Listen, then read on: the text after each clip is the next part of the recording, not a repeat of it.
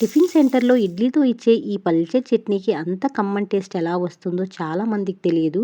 అదే టేస్ట్‌ని ఈరోజు మనం ఇంట్లోనే చాలా ఈజీగా చేసుకుందాం. ఈ రెసిపీలో నేను చెప్పే 2 చిన్న సీక్రెట్ టిప్స్ మిస్ అవ్వకండి. అవే ఈ చట్నీకి అసలైన రుచిని తీసుకొస్తాయి. ఈ చట్నీ ఇడ్లీ, దోస, వడ, ఉప్మా, పెసరట్టు ఇలా ఏ బ్రేక్‌ఫాస్ట్‌తో తిన్నా చాలా బాగుంటుంది. ప్రతి స్టెప్‌ని చిన్న చిన్న టిప్స్‌తో చాలా క్లియర్‌గా చెప్తాను. కాబట్టి వీడియోని ఎక్కడా స్కిప్ చేయకుండా చివరి వరకు చూడండి. అలాగే రెసిపీ నచ్చినట్లయితే చిన్న లైక్ చేయండి. ఇంకా మన నీలూస్ కుకింగ్ వరల్డ్ ఛానల్‌కి కొత్త వాళ్ళైతే సబ్స్క్రైబ్ చేసుకోవడం మాత్రం మర్చిపోవద్దు. లేట్ చేయకుండా రెసిపీ ప్రాసెస్‌లోకి వస్తే ముందుగా స్టవ్ మీద ఒక కడాయి పెట్టుకొని అందులో 1 కప్పు పల్లీలు వేసుకోవాలి. ఇక్కడ నేను ఒక చిన్న టిప్ చెప్పాలండి. పల్లీలను ఎప్పుడు లో టు మీడియం ఫ్లేమ్‌లో మాత్రమే పెట్టి వేయించండి. హై ఫ్లేమ్‌లో పెట్టి వేయిస్తే బయట మాత్రమే వేగి లోపల గింజ పచ్చిగానే ఉంటుంది. అలా ఉంటే చట్నీ అనేది కొంచెం పచ్చి వాసన వచ్చే అవకాశం ఉంటుంది. ఇలా కంటిన్యూస్‌గా కలుపుకుంటూ వేయించుకోవాలి. దాదాపు ఇలా 3, 4 నిమిషాల తర్వాత పల్లీల పైన ఉన్న పొట్టు ఇలా కొంచెం సెపరేట్ అవుతూ ఉంటుంది చూడండి.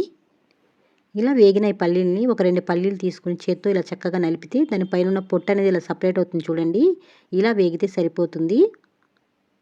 ఒకసారి ఇలా బాగా కలిపేసుకొని వెంటనే స్టవ్ ఆఫ్ చేసుకోవాలి. ఇలా వేయించుకున్న ఈ పల్లీలను ఇలా చాటలో లేదంటే వెడల్పాటి ప్లేట్లో తీసుకొని పూర్తిగా చల్లారనివ్వాలి. ఇలా వెడల్పుగా పరిచి పెడితే త్వరగా చల్లారుతాయి. నెక్స్ట్ ఇప్పుడు అదే కడాయిలో 1 స్పూన్ నూనె వేసుకుందాం. ఇందులో మీ కారానికి తగినట్లుగా 5, 6 పచ్చిమిర్చి అనేది వేసుకోవాలి. ఇక్కడ నేను తీసుకున్న పచ్చిమిర్చి కొంచెం కారం తక్కువ ఉన్నాయి కాబట్టి నేను ఒక 7, 8 వరకు వేసుకున్నాను. ఇలా పచ్చిమిర్చి కొంచెం వేగిన తర్వాత 1 ఇంచు వరకు అల్లాన్ని తీసుకొని శుభ్రంగా పీల్ చేసేసి ఇలా చిన్న చిన్న ముక్కలుగా కట్ చేసుకొని ఇలా ఆయిల్లో వేసుకొని వేయించుకోవాలి.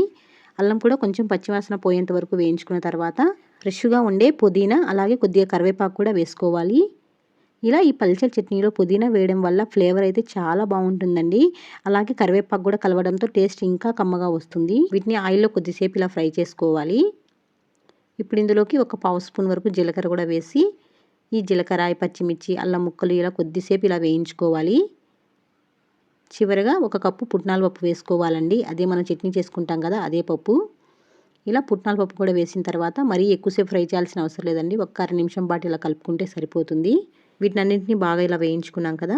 చివరిగా ఇప్పుడు ఇందులో కొద్దిగా చింతపండు అనేది వేసి ఒకసారి ఇలా కలిపేసుకొని వెంటనే స్టవ్ ఆఫ్ చేసుకోవాలి. ఇక్కడ చింతపండు అనేది మరీ ఎక్కువ వేసుకోకూడదండి. చట్నీ అనేది మరీ పుల్లగా అయిపోతుంది.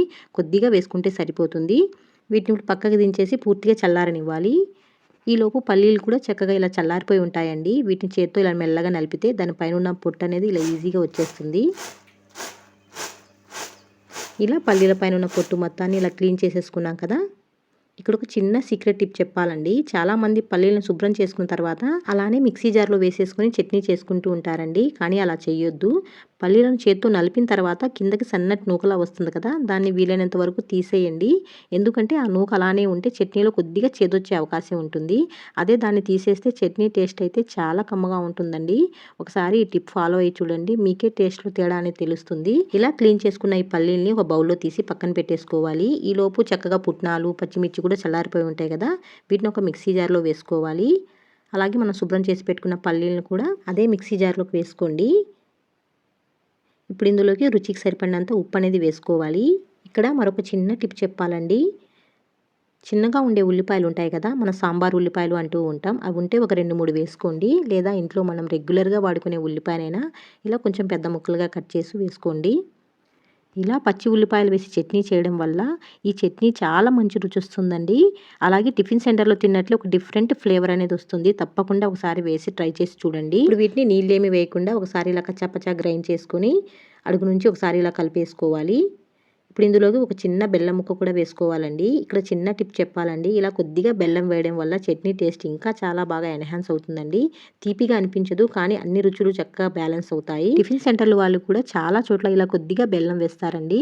కాబట్టి ఈ స్టెప్ మాత్రం స్కిప్ చేయొద్దు. ఇప్పుడు ఇందులో ఫ్రెష్గా ఉండే కొత్తిమీరని కాడలతో సహా వేసేయండి. తర్వాత చట్నీ సరిపడా కొద్దిగా నీళ్లు పోస్తూ లైట్గా బరకుండే విధంగా ఇలా గ్రైండ్ చేసుకోండి. ఇప్పుడు ఈ చట్నీని ఒక బౌల్లో తీసేసుకుందాం. అదే మిక్సీ జార్లో ఇంకొంచెం నీళ్లు పోసి ఒకసారి ఇలా కలిపేసుకొని ఆ నీళ్ళను కూడా చట్నీలో వేసి కలిపేయండి. చూడండి, ఇప్పుడు చట్నీ కన్సిస్టెన్సీ అనేది ఇలా ఉండాలి. మీకు ఇష్టం ఉంటే ఇంకొంచెం పల్చగాను చేసుకోవచ్చు, లేదంటే కాస్త గట్టిగాను ఉంచుకోవచ్చు. కానీ టిఫిన్ సెంటర్లో వాళ్ళు ఇచ్చే పల్చ చట్నీ మాత్రం దాదాపు ఇదే కన్సిస్టెన్సీలో ఉంటుంది. ఇప్పుడు ఈ చట్నీకి ఒక మంచి తాలింపు అనేది పెట్టుకుందాం. స్టవ్ పై ఒక చిన్న ప్యాన్ పెట్టుకొని కొద్దిగా ఆయిల్ వేసుకోవాలి. నూనె వేడెక్కిన తర్వాత ఒక పావు స్పూన్ వరకు ఆవాలు, కొద్దిగా మినప్పప్పు, కొద్దిగా శనగపప్పు, అలాగే పావు స్పూన్ వరకు జీలకర్ర కూడా వేసుకొని చక్కగా తాలింపు అనేది దోరగా వేయించుకోవాలండి. పప్పులు అనేవి చక్కగా వేగితేనే చట్నీ ఫ్లేవర్ అనేది చాలా బాగుంటుంది. ఇప్పుడు ఇందులోకి ఒక 2 ఎండుమిర్చి, కొద్దిగా కరివేపాకు కూడా వేసి తాలింపు బాగా వేగిన తర్వాత ఇప్పుడు వేడివేడి తాలింపు చట్నీ మీద వేసేయండి. చూడండి, తాలింపు పడగానే వచ్చే ఆ ఫ్లేవర్ చూస్తుంటేనే చట్నీ ఎంత కమ్మగా ఉంటుందో అర్థమైపోతుంది. ఒకసారి ఇలా బాగా కలిపేసుకోండి. మన టిఫిన్ సెంటర్ స్టైల్ పల్చర్ చట్నీ అనేది రెడీ అయిపోయింది. ఈ చట్నీ ఇడ్లీ, దోశ, వడ, ఉప్మా, పెసరట్టు ఇలా ఏ బ్రేక్ఫాస్ట్తో తిన్నా చాలా బాగుంటుందండి. మనం మొదటి నుంచి చెప్పుకున్న చిన్న చిన్న టిప్స్ ఫాలో అవుతూ ఒకసారి చేసి చూడండి. చట్నీ కోసం ఇంకో ఇడ్లీ, ఇంకో దోశ తీసుకొని తింటారు. అంత కమ్మగా ఉంటుంది. పిల్లల నుంచి పెద్దవాళ్ళ వరకు అందరు చాలా ఇష్టంగా తింటారండి. ఈ చట్నీ కోసమే బ్రేక్ఫాస్ట్ చేస్తారు. అంత కమ్మగా ఉంటుంది చట్నీ మాత్రం. మీరు కూడా ఒకసారి ట్రై చేసి ఎలా వచ్చిందో తప్పకుండా కమెంట్ సెక్షన్లో చెప్పండి. మీ ఇంట్లో వాళ్ళందరికీ చాలా నచ్చుతుంది. అలాగే ఈ రెసిపీ మీకు నచ్చినట్లయితే చిన్న లైక్ చేయండి. ఇంకా మన నీలూస్ కుకింగ్ వరల్డ్ ఛానల్కి కొత్త వాళ్ళైతే సబ్స్క్రైబ్ చేసుకోవడం మాత్రం మర్చిపోవద్దు. మన ఛానల్లో ఇలాంటి hotel style, tiffin centre style recipes చాలా ఉన్నాయి. వీలైతే ఒకసారి చూసి మీకు నచ్చినవి కూడా ట్రై చేయండి. అలాగే మీ ఫ్రెండ్స్ అండ్ ఫ్యామిలీకి కూడా షేర్ చేయండి. మీరు అలా షేర్ చేయడం వల్ల వాళ్ళకి ఉపయోగపడుతుంది. మరొక మంచి రెసిపీతో నెక్స్ట్ వీడియోలో కలుద్దాం. Thanks for watching.